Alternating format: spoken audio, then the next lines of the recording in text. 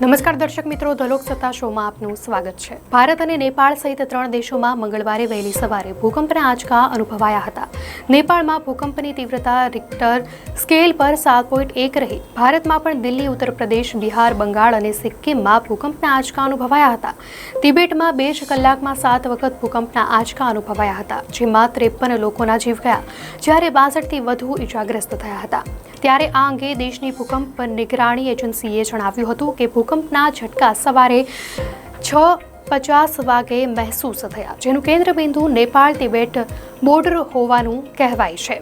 આ ઉપરાંત ચીનના ડિંગીમાં પણ ભારે ભૂકંપનો દાવો થઈ રહ્યો છે। નેપાળમાં તેજ ઝટકા મહેસૂસ થયા બાદ લોકો ઘરમાંથી બહાર દોડી ગયા હતા। તો આખરે નેપાળમાં એવું તો શું છે કે વારંવાર તબાહીવાળા ભૂકંપ સર્જાય છે? ચાલો જાણીએ આ પાછળનું કારણ। તો નેપાળ હિમાલયની પર્વતમાળાની મધ્યમાં આવેલું છે, જે ભારતીય અને યુરેશિયન ટેક્ટોનિક પ્લેટોના સંધિ ક્ષેત્ર પર છે। ભારતીય પ્લેટ ઉત્તર તરફ આગળ વધી રહી છે અને યુરેશિયન પ્લેટ સાથે અથડાઈ રહી છે। આ અથડામણ પ્રચંડ તણાવ બનાવે છે, જે સમયાંતરે ભૂકંપના સ્વરૂપમાં ફાટી નીકળે છે। આ પ્રક્રિયા લાખો વર્ષોથી થઈ રહી છે, જેના કારણે હિમાલય પણ બન્યો હતો। જ્યારે ટેક્ટોનિક પ્લેટ્સ એકબીજા સાથે અથડાય છે, ત્યારે તેમની ઝડપ ખોરવાય છે અને તેમનામાં તણાવ એકઠા થાય છે। આ તાણ અચાનક તૂટી જાય છે અને ઉર્જાના રૂપમાં બહાર આવે છે, જેના કારણે ભૂકંપ આવે છે।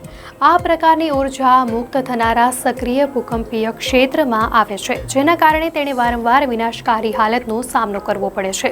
હિમાલય પર્વત એક યુવા પર્વત છે, જે ભૂવૈજ્ઞાનિક દૃષ્ટિકોણથી ખૂબ અસ્થિર છે।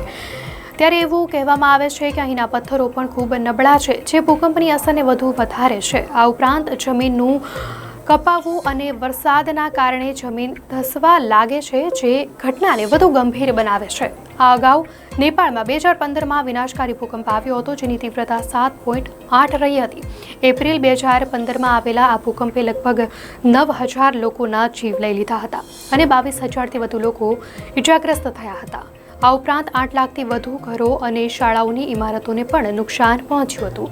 તો 21 ઓગસ્ટ 1988ના રોજ પણ નેપાળમાં ધરાધ્રુજી હતી। આ ભૂકંપમાં 700થી વધુ લોકોના જીવ ગયા હતા અને હજારો લોકો ઘાયલ થયા હતા। તો 1934માં પણ નેપાળની અંદર સૌથી ઘાતક 8ની તીવ્રતાવાળો ભૂકંપ સર્જાયો હતો। આ ભૂકંપ ઇતિહાસના સૌથી ભયાનક ભૂકંપમાં ગણવામાં આવે છે। 15 જાન્યુઆરી 1934ના રોજ આવેલા આ ભૂકંપમાં 10,000થી પણ વધુ લોકો માર્યા ગયા હતા। આ ભૂકંપ બાદ મહાત્મા ગાંધીએ પણ બિહારની મુલાકાત લીધી હતી।